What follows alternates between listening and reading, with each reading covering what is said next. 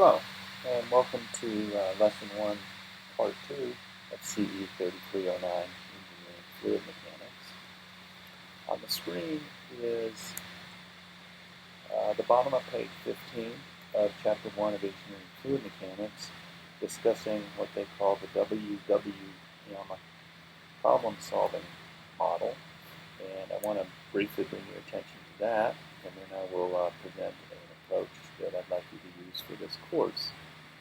So if we look at this example, it has important components which are largely the scientific method. There's a statement of the problem.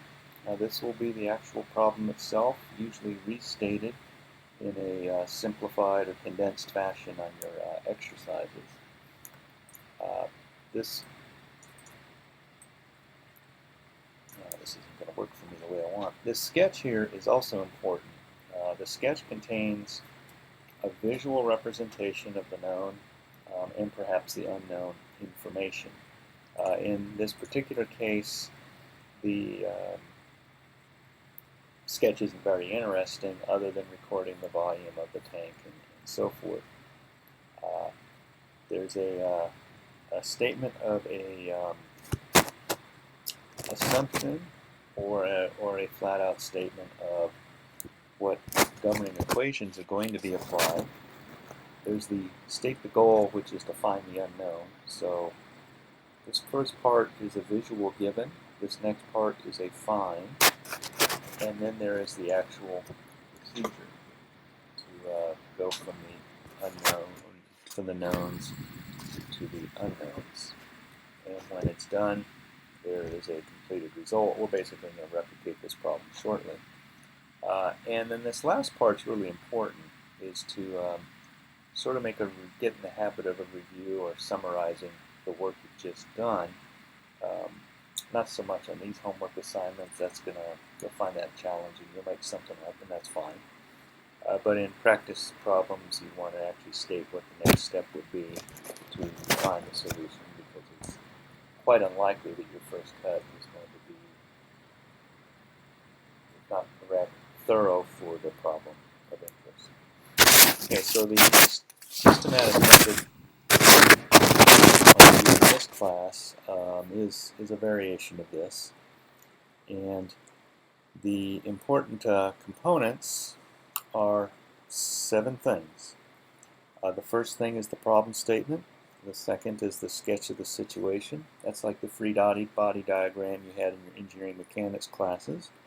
You state the knowns, you state the unknowns, you list the governing equations or governing principles. Now, as you're proceeding with the solution, you might find you need additional governing principles, and you can add them in as necessary. There's the whole solution process with any numerical result clearly identified. And finally, there is a discussion. So let's see that. And see if I can get this to centralize. Force an autofocus. Okay, that's not bad. Okay, so the reason I'm selecting this particular sheet is I also want to discuss how we're going to prepare homework assignments. Now, it doesn't have to be on Texas Tech J.R. Murdo engineering paper, but engineering or grid paper is preferred. On all your assignments, you're going to put the name.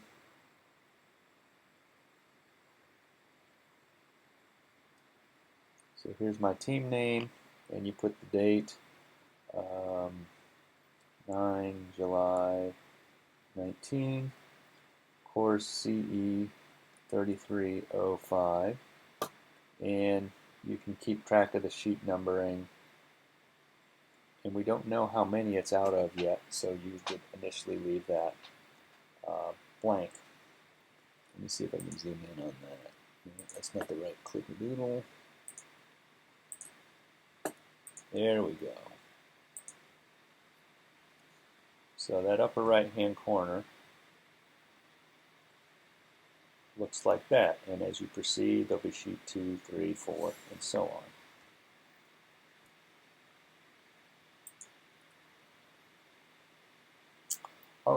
So the problem we want to do is, I believe, the same one that was in the text. Yeah, it is the same one in the textbook. So you would start with a problem statement.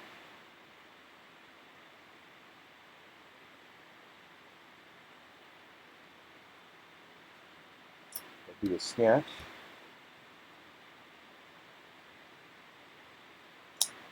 And so the problem statement is find total weight of 17 cubic foot tank nitrogen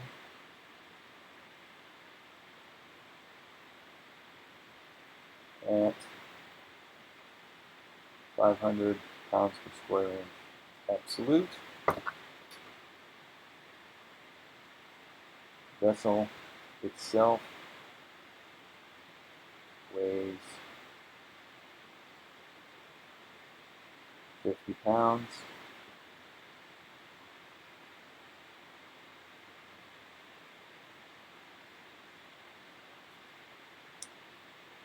Temperature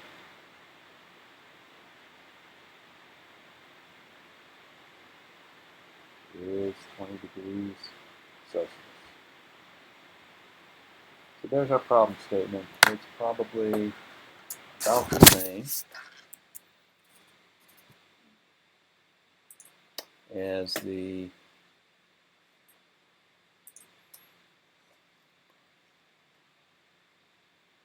pretty much the same problem statement.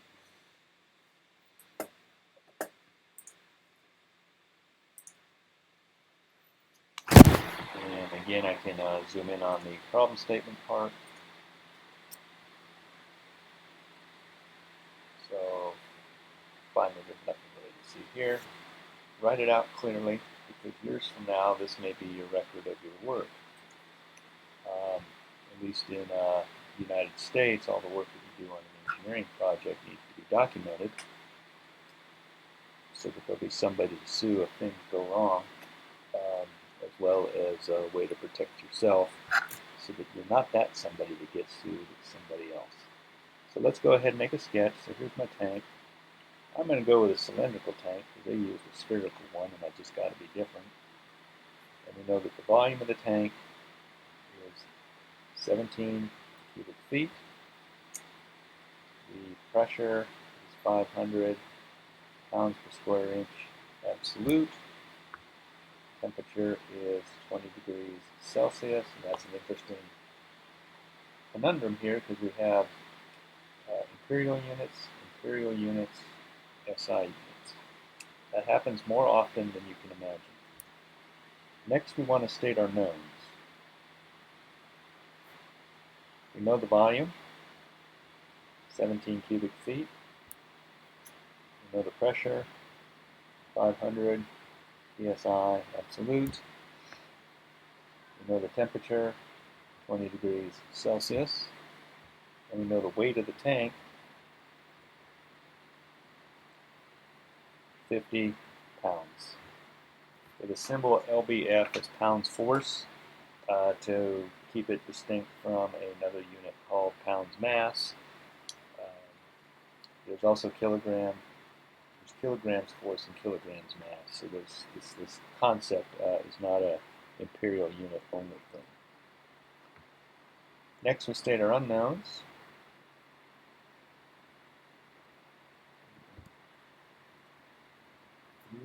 U-N-K-N-O-W-N.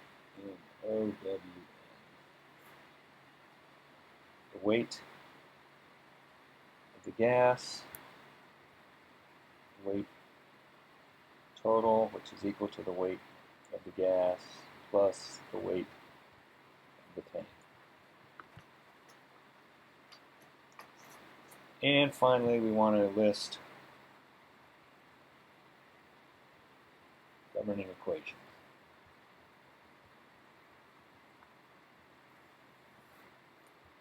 Ideal gas law.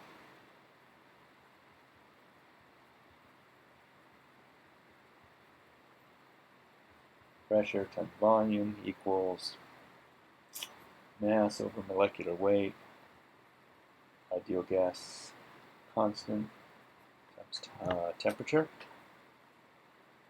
And actually this total weight equation should go in governing equations. W total is W gas plus W tank. And I don't want to be really precise with that. There we go. All right, so that establishes the problem setup. And in order, I don't have much room at the bottom, so I'll go to the next page.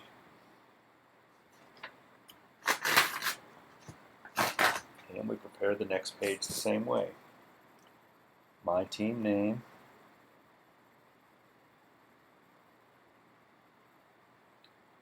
on July 19, CE 3305. This is now sheet 2 of the unknown sheet count. And we will proceed forward. Okay, so now we go ahead and start building our solution.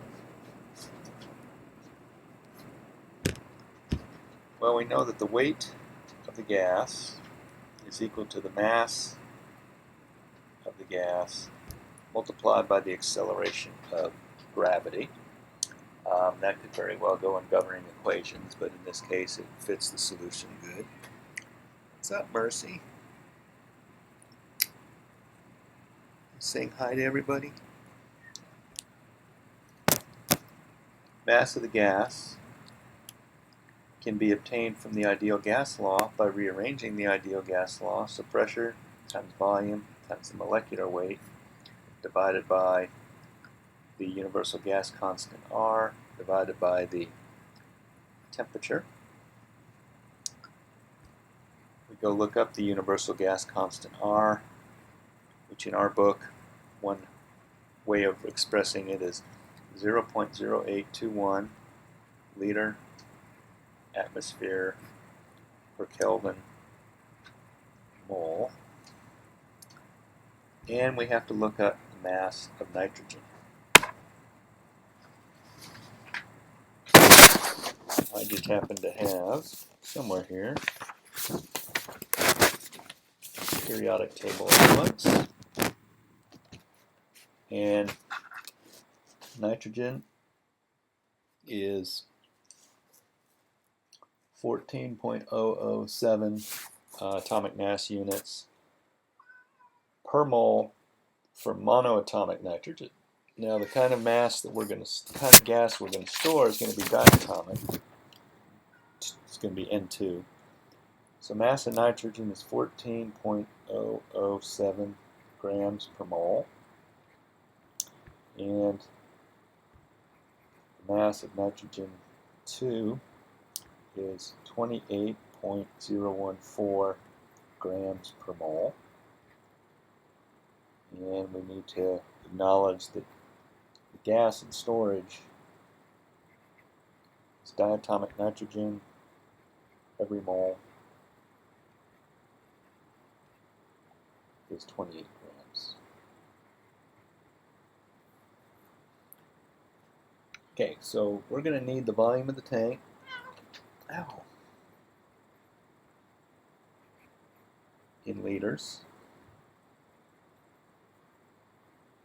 And we're going to need the temperature in degrees Kelvin. And we're going to need the working pressure in atmospheres. Okay, so there's going to be some unit conversions involved. We'll just go through them sequentially. We're given that the volume is 17 feet cubed. And now we're going to use the grid method that's discussed in the book.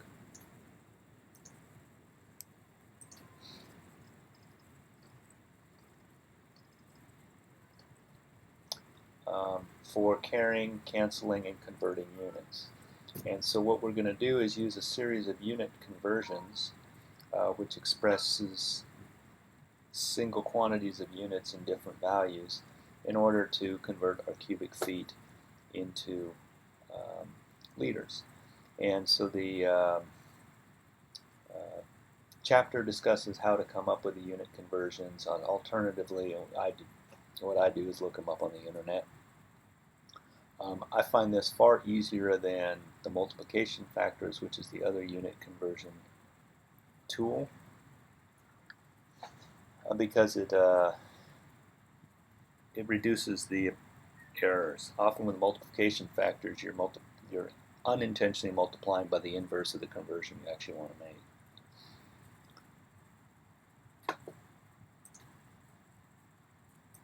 Alright, so we will now proceed.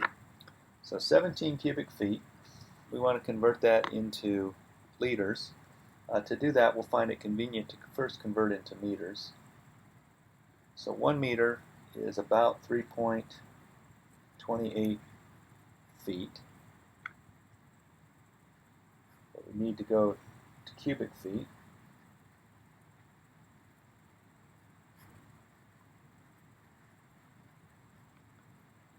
So 1, 2, 3 cubic feet, 1, 2, 3 cubic meters. Now we can perform that multiplication and we'll have the result in meters cubed. And then we simply recall that there are 1,000 liters in 1 meter cubed. Perform the arithmetic on our calculator, and we have 481.76 liters. Okay, so there's the volume conversion. We want to do the same for the temperature. We know that degrees Celsius plus 273 is equal to degrees Kelvin. So we have temperature is equal to the 20 degrees Celsius plus 273 equals 293 degrees Kelvin. Now the sneaky one, we're going to go pressure is 500 pounds per square inch absolute. I happen to know that 1 atmosphere at standard temperature and pressure is 14.7 pounds per square inch. Okay, I've worked that all my life, so I have that committed to memory, but the alternative would be to go find that on the internet. And that equals, perform that multiplication, 34.01 atmospheres. Okay, so we now have that, and that which is needed. We've looked up the mass of the gas, the molecular weight of the gas. Now we have everything we need to apply the ideal gas law. The only thing we don't have is room on this sheet of paper. So we now go to the next sheet.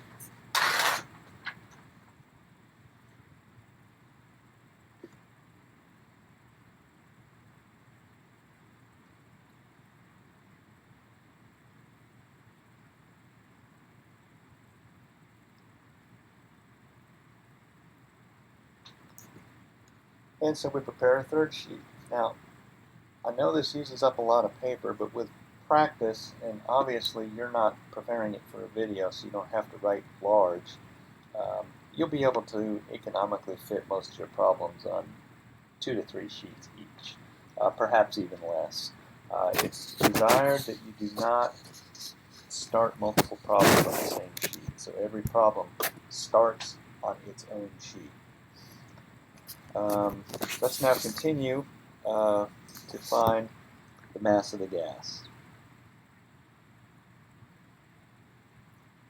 And so we're now going to put the various results we've just calculated into the rearranged ideal gas law. So the pressure is 34.01 atmospheres.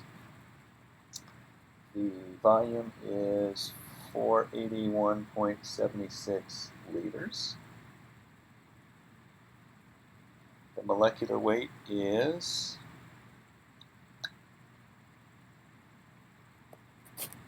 28.014 grams per mole.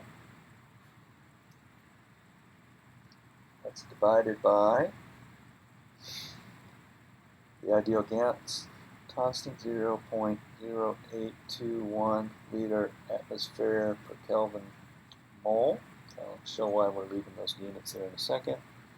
And we are at 293 degrees Kelvin. And we will do arithmetic to come up with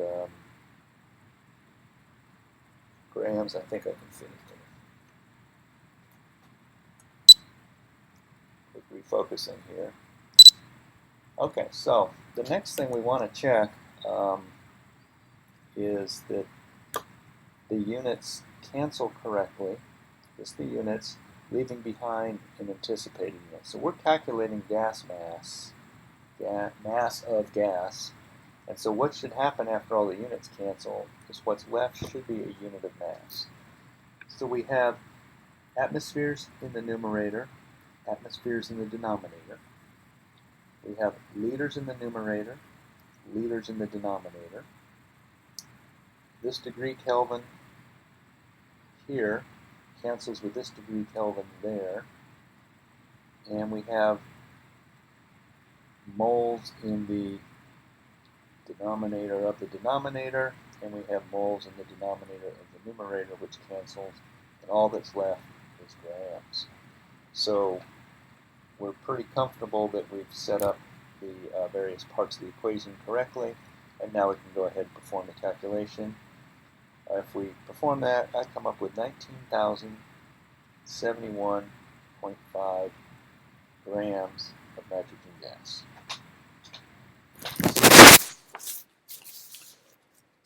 We now can compute the weight of the gas. From the definition of weight, it's the number of grams converted into kilograms multiplied by a gravitational acceleration constant. So we have 19,071.5 grams. 1 kilogram is 1,000 grams, and this brings up a very important point for the U.S. students, 9.81 meters per second squared. In the places other than the United States, what we have as a decimal point, other countries use the comma, and what we have as a comma, other countries use a decimal point. So if it were written like this, 19.071, 5 grams is 19,071.5 grams, and so forth. Now I'm going to stick with the U.S. customary way of writing it because I've been doing it for too long. But be aware when you're working on your teams that your German students will probably write things like this. They're not wrong. They're working in a different convention, but close enough to the same that it won't be a problem.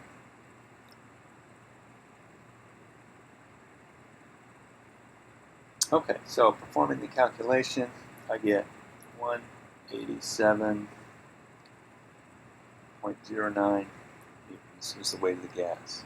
Now I'll do the weight of the tank. 50 pounds force, 1 kilogram is 2.2 pounds force. Pretty good conversion approximation. 981 meters per second squared is 222.72 newtons. That's the weight of the tank. Now we know the weight of the total is the sum of those two. So 187.09 newtons plus 222.72 newtons for a total of 409.81 newtons. Let's go look at the example from the book.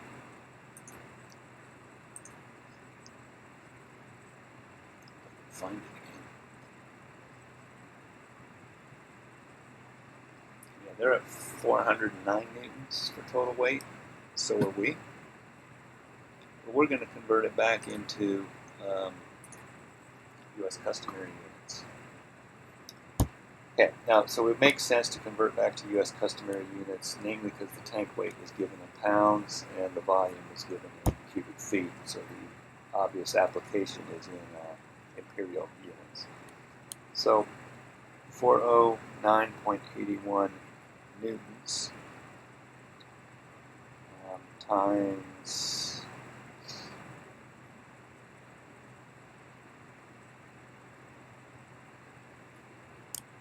4.81 newtons is equal to 409.81 meter kilogram per second squared. You see why I'm doing that in a second.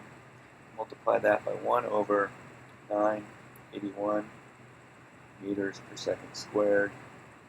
Multiply that by 2.2 pounds force per 1 kilo. And we will check the units. So meters there, cancel. Second squared and then there, second squared there, cancels. Kilograms cancel. What's left is pounds. Perform the arithmetic, you get 91.99 pounds force. There's the total weight.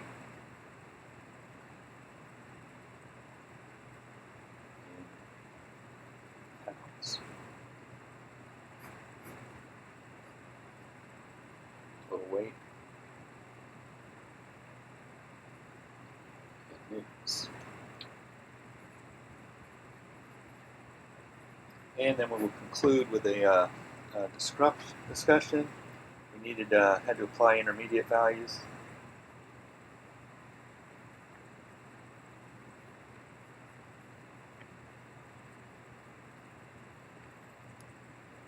For R and mass, we need to recognize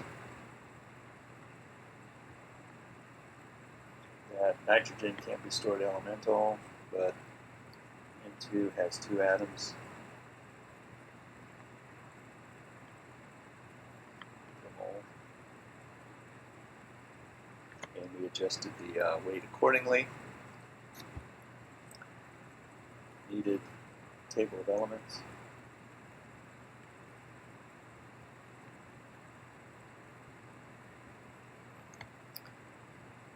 And remember to port units with the answer.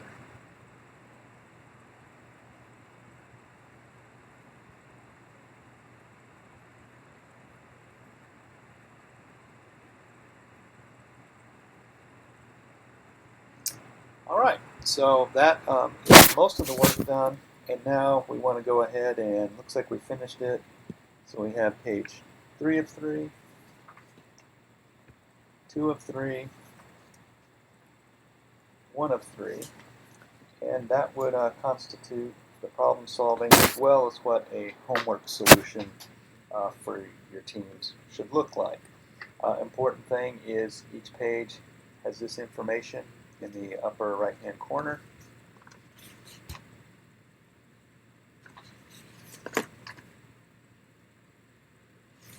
It follows the structure of problem statement, sketch, known, unknown, governing equations, solution, discussion. The answers are identified and clearly labeled with the units when appropriate. It's a nice feature to actually point out where the answer is. As far as neatness goes, I intentionally didn't put a lot of effort into being super neat. This is the level of legibility that will be expected on a homework assignment. So it doesn't have to be typeset, but it should be readable.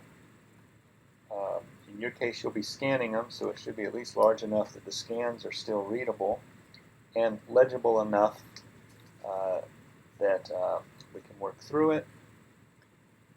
The other guidance is try to avoid doing what I did here, which is squishing stuff on the right, because it's hard to grade. And that concludes this video on problem solving in this class. So thank you for your attention, and Look forward to the third video.